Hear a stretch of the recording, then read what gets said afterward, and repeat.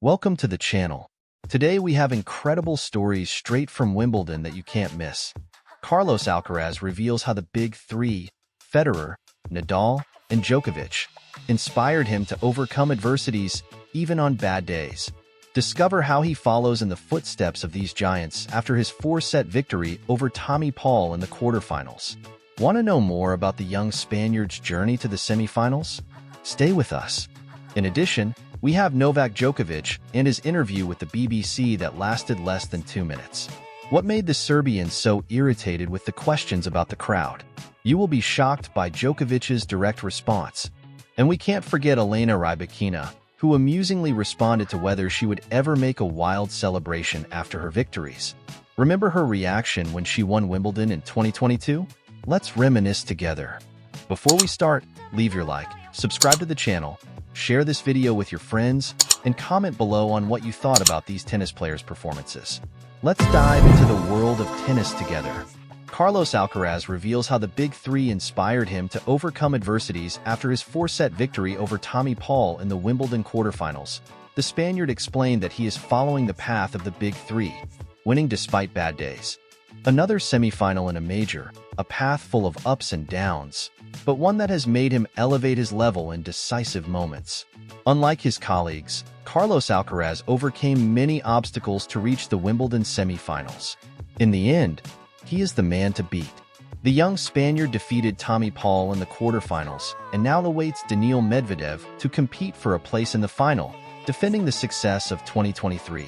In the press conference after the victory against the American, Carlitos acknowledged that he follows the path traced over time by the big three, Roger Federer, Novak Djokovic, and Rafael Nadal. I think this is one of the things the big three have done best throughout their careers. Winning even on days when they weren't playing their best tennis, he said.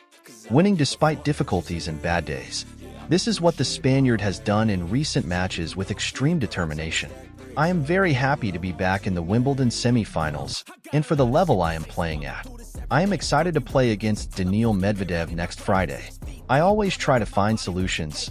I know I won't play my best tennis in every match. I know there will be games where I won't be the best version of myself, even though I always try. I think this is one of the things the big three have done best throughout their careers. Winning even on days when they didn't play their best tennis. Even on bad days, I managed to reach the necessary level to win. I think about that during a match too. When I don't play my best tennis, I try to find the necessary solutions to defeat my opponent. Sometimes it is difficult to do this. You can't always be brilliant, he added. Medvedev praised him for his ability to hit a winner even when he's behind. I'm happy that my opponents think so. It means they need to stay focused on every shot. Whether I'm attacking or defending, I want them to think I'm capable of coming back and hitting a winner. Medvedev is special because he can reach every ball. He's like a wall. It's difficult to play with that in mind, he explained. Paul fought and made it difficult for Alcaraz during much of the match, but he succumbed with the score of 7-5, 4-6, 2-6, 2-6. Thanks to today's victory, Carlitos became the third Spaniard to reach the tournament semifinals at least twice, following Rafael Nadal, 8, and Manuel Santana, 2. This is his 6th semifinal in a slam, a statistic that allows him to equal David Ferrer and his coach Juan Carlos Ferrero in Spain. Both Alcaraz and Paul conceded a high number of chances to their respective rivals in the first set. Alcaraz broke it 1-1 with an exceptional cross-court forehand, but immediately lost his serve. After saving himself on 4 occasions in an endless 6th game, the Spaniard couldn't take advantage of 3 more opportunities to get ahead. Paul was perfect and, at 6-5, found a wonderful passing shot on set point. Alcaraz lost his serve early in the second set, but immediately recovered and began to gain more solidity from all perspectives. The decisive momentum came at 3-3 when Paul had a serious and prolonged drop. 3 breaks characterized the first phase of the third set, 2 in favor of Alcaraz and 1 of Paul. The 21-year-old doubled the advantage in the 7th game to close the match. In the 4th set, Alcaraz sent a clear message to Medvedev and all participants, annihilating Paul with another 6-2.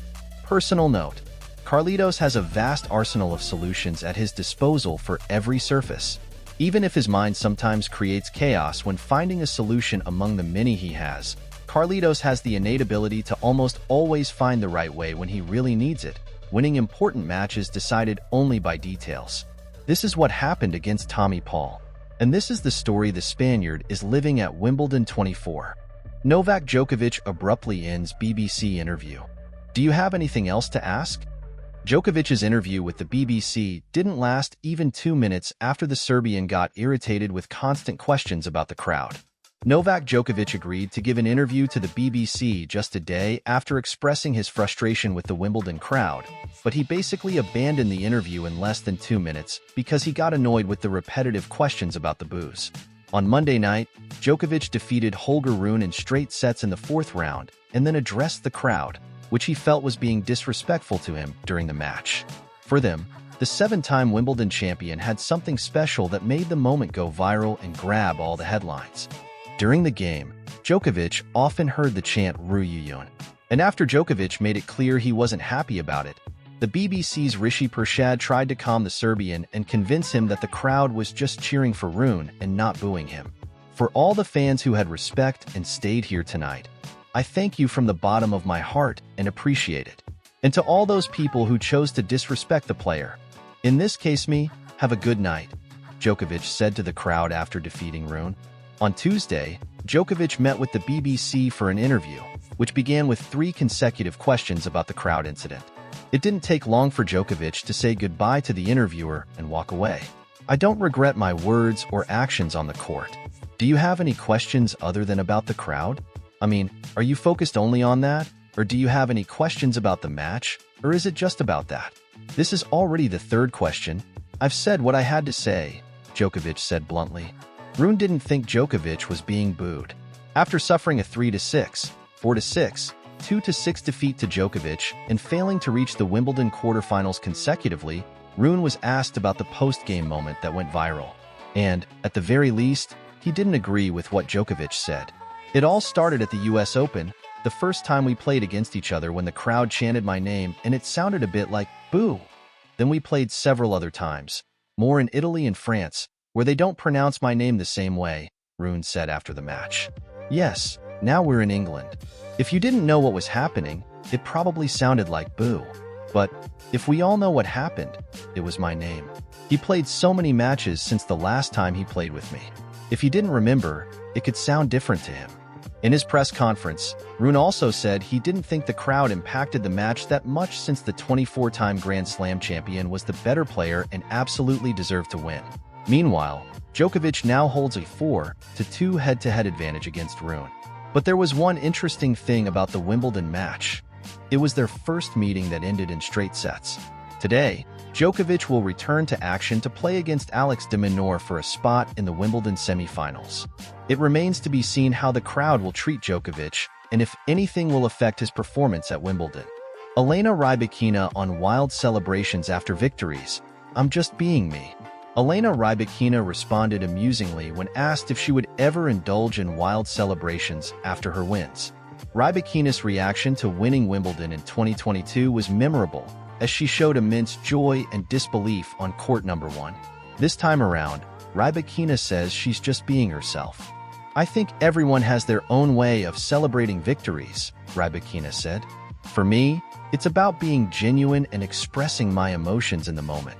Whether that's jumping for joy or just smiling and shaking hands, it's all part of the experience. Rybakina has been in good form at Wimbledon 24, reaching the quarterfinals after defeating Madison Keys in a thrilling 3-set match. The Kazakhstani player showed resilience and determination throughout the match, showcasing her powerful ground strokes and ability to stay composed under pressure. I'm focused on my game and taking it one match at a time, Rybakina commented on her current mindset. Wimbledon is a special tournament, and I'm grateful for the opportunity to compete here again. I'll continue to give my best and enjoy every moment on the court. As the tournament progresses, Rybakina remains a contender to watch, with her aggressive playing style and mental toughness making her a formidable opponent on grass.